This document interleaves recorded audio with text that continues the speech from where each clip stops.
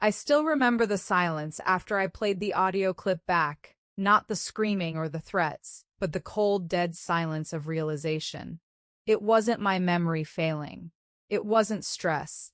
It wasn't the small, harmless cognitive lapses Leo kept mentioning. It was him. All of it. The man I was set to marry, the man who held me every night, had spent an entire year meticulously carving away at my sanity, trying to convince me I was losing my mind.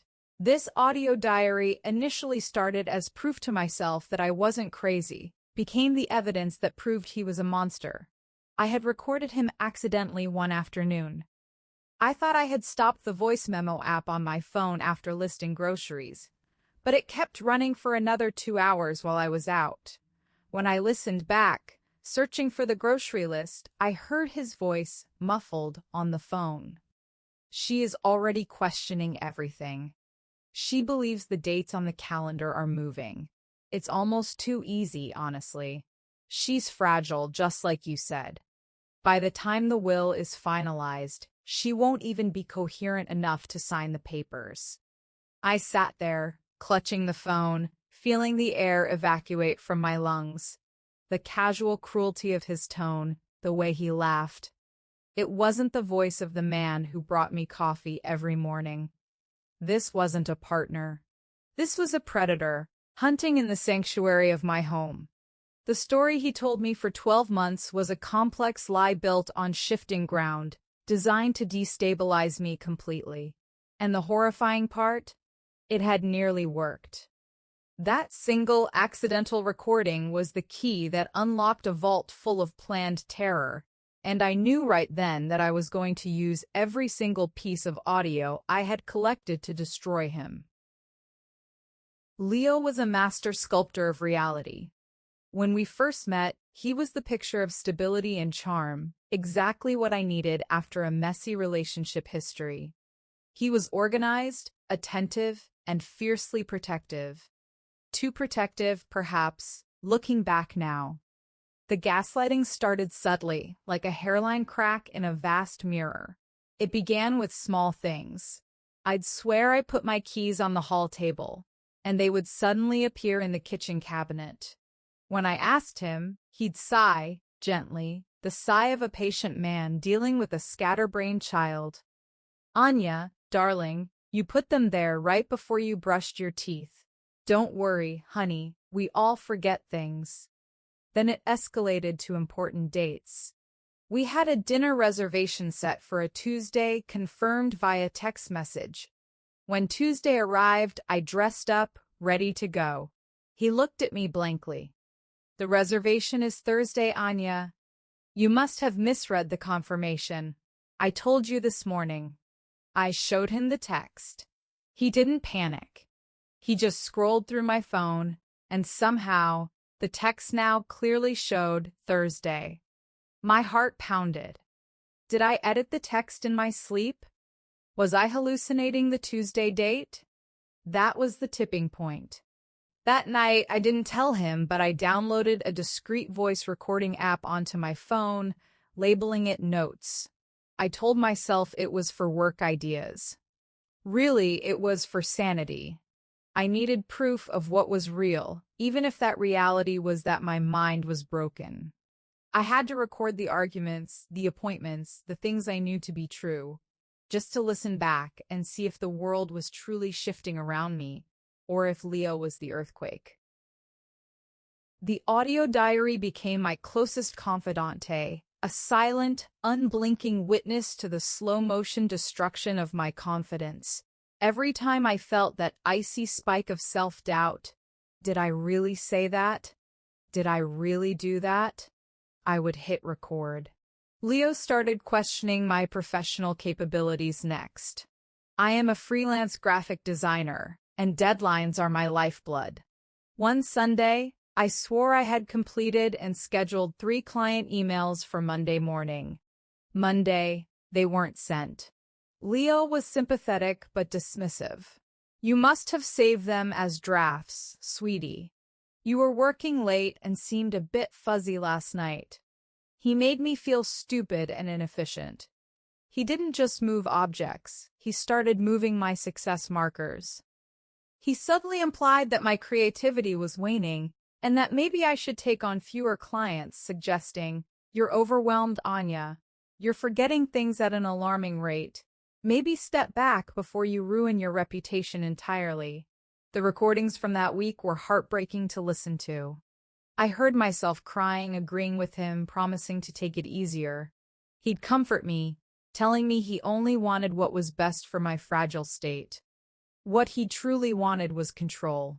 He wanted my income to drop, so I would rely solely on his finances, making the eventual isolation and separation from my life easier for him to orchestrate. He needed me weak, dependent, and utterly confused. And I, the successful, smart woman, was falling right into his trap, believing his care was love, when it was nothing more than calculated manipulation. He specialized in rewriting history, erasing facts the moment they occurred. We were planning a trip to Italy, something I was obsessed with. We had chosen the dates, looked at the hotels, even put a deposit down. A week later, I brought up a specific hotel we liked. He blinked slowly. Idly, "Anya, we decided that was too expensive right now. We talked about going upstate for a weekend instead." "Are you sure you're remembering that correctly?" When I argued, he didn't raise his voice. He just looked deeply disappointed. "I worry about you, my love. You need to focus. I feel like you are inventing whole conversations." That was the first time I recorded a full argument. I played it back instantly, headphones trembling in my hands. And there it was, 4 minutes and 32 seconds of him denying the Italian trip entirely despite my clear recollection. But the truth was, I had deleted the initial browsing history and the emails with the deposit information, following his advice to clean up my digital clutter the week prior. The audio confirmed my memory, but the lack of digital proof meant I couldn't expose him yet. He would just claim I doctored the file. He needed to be caught in the act of planning the manipulation, not just executing it. I started planting little verbal landmines, harmless bits of misinformation, just to see how quickly he would flip them on me. I mentioned a family gathering happening next month. 2 days later, he asked why I was depressed. "Because I miss my family," I said. "But you just saw them yesterday at the gathering," he replied, with genuine concern etched on his face. I hadn't seen them in 2 weeks. He was creating false memories for me to inhabit. The constant erosion started impacting my health. I was suffering from chronic insomnia, always exhausted, yet terrified to sleep, because I worried about what reality I would wake up to. Leo suggested I see a doctor about anxiety medication, which naturally he volunteered to manage for me.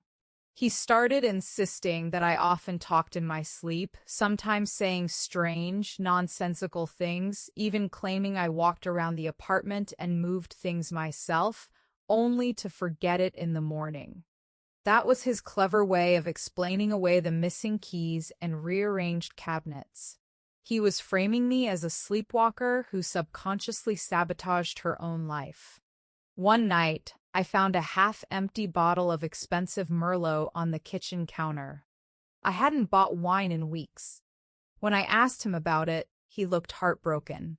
"Anya, you finished that yourself late last night. You were quite upset about a client and said you needed to switch off. Don't you remember?" I knew with absolute certainty that I hadn't touched alcohol that night. That was the moment I realized he wasn't just gaslighting me. He was making me question my own sobriety, implying substance abuse was the root of my confusion. I wanted to scream, to lash out, but I held it in, knowing the recordings were gathering the truth silently. I was now playing the role of the damaged victim he wanted me to be. The level of premeditated cruelty required to systematically dismantle a person's life is astounding. It makes you wonder, what motivates someone to perform such sustained psychological violence?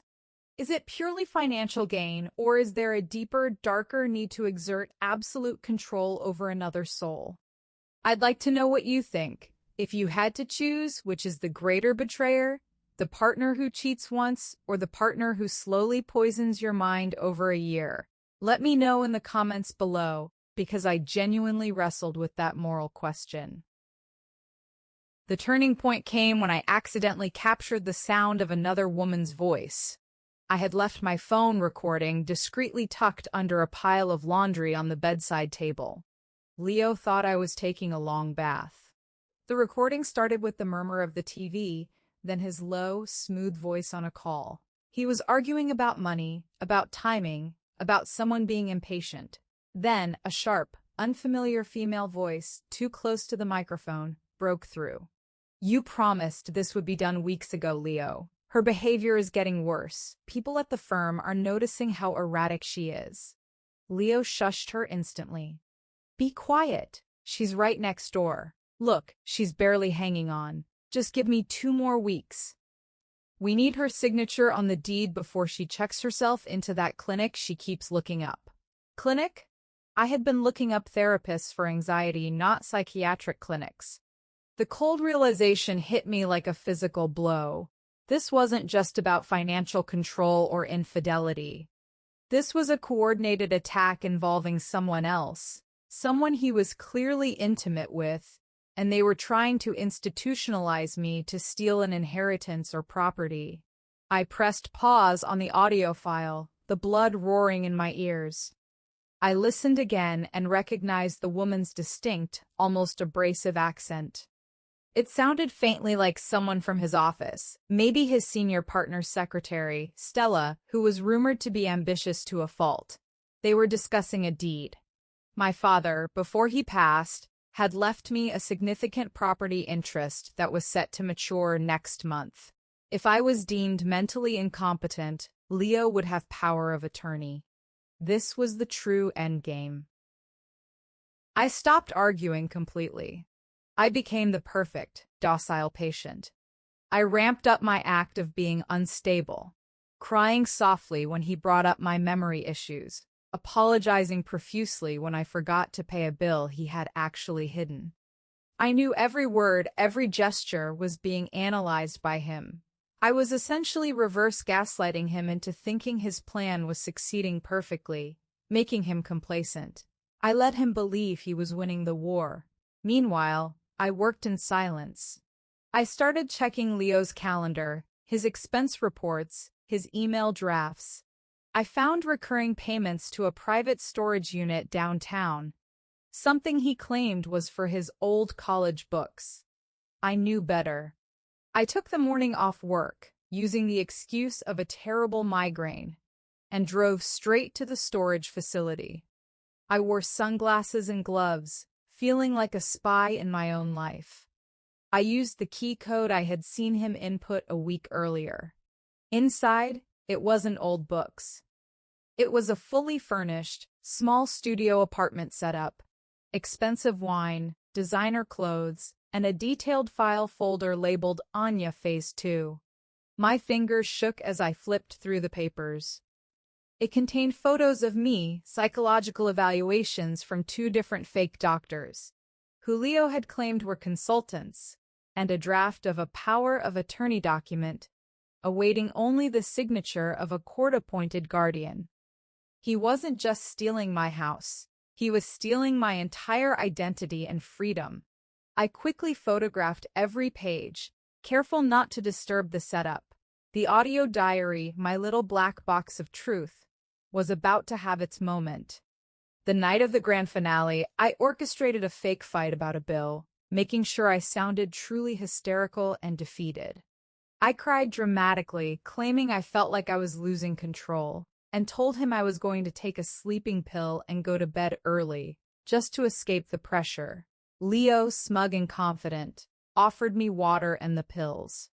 I palmed the pill and flushed it in the bathroom, then dramatically collapsed into bed, pretending to fall instantly asleep. I left my phone, set to record, tucked deep inside the velvet lining of the jewelry box on his dresser, angled perfectly to capture the center of the room.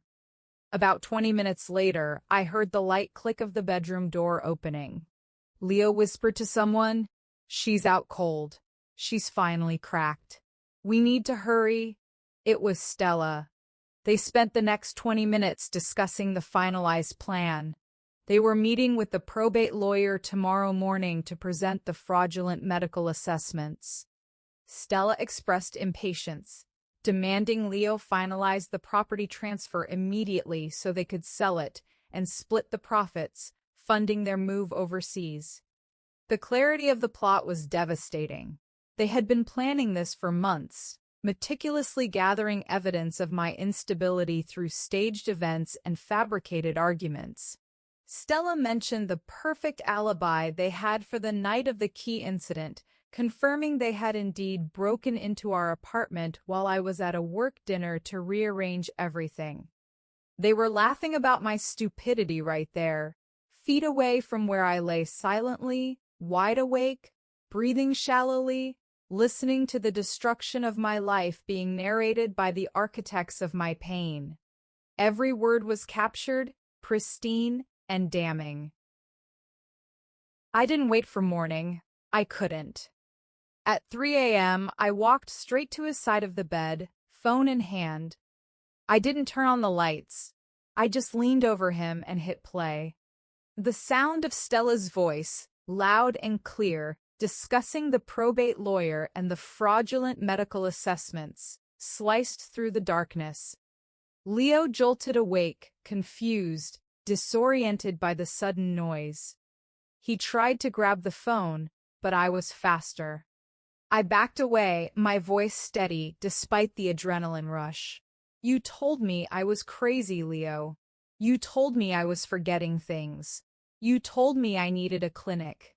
I kept the recording playing, his own voice responding to Stella about the ease of the deception. He lunged at me, his smooth charm replaced by pure, ugly rage, but I was prepared. I had already forwarded the critical recordings, the accidental admission, the full plan, and the storage unit documents to 3 places: his managing partner, the lawyer who handled my father's estate, and the police non-emergency line. I stood my ground. The police know about the fabricated documents. Your boss knows about the embezzlement scheme you just admitted to, and the lawyer who holds my deed knows you were trying to steal my property. He stopped dead, his face draining of color. The karmic moment wasn't in my yelling or physical confrontation. It was in the silent, undeniable power of the truth I held in my hands. He tried to stammer a denial, an excuse, but his own voice was still playing from the phone, condemning him.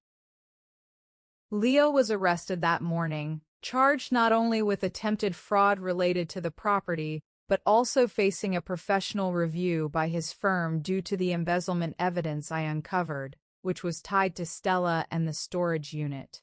His meticulously planned future vanished in a flash of blue lights and handcuffs. Stella also faced charges. Their grand plan to live luxuriously overseas together disintegrated into separate legal battles. Leo's family, who had subtly enabled his charming facade, was forced to confront the truth when the full recordings were played during the preliminary hearing. They didn't stand by him. He lost his job, his reputation, and every scrap of respect he had ever earned. He was alone, destitute, exactly what he had tried to make me. As for me, the victory wasn't just about escaping danger. It was about reclaiming my reality. The audio diary, once a symbol of my paranoia, became the blueprint for my freedom. I listened to the final recordings, not the damning ones, but the ones where I was crying, confused, and defeated, and realized how far I had come. I was stronger than I ever imagined, capable of fighting a battle I didn't even know I was in. I moved out of that apartment and never looked back, the echoes of his lies finally silenced by the sound of justice. That was the year he spent trying to convince me I was crazy, but it ended up being the year I proved he was a criminal. Thanks everyone for watching. If you liked this, please subscribe to the channel Dramatic Zone, leave a like, and write in the comments which country you are from. Stay tuned, there will be a new story tomorrow.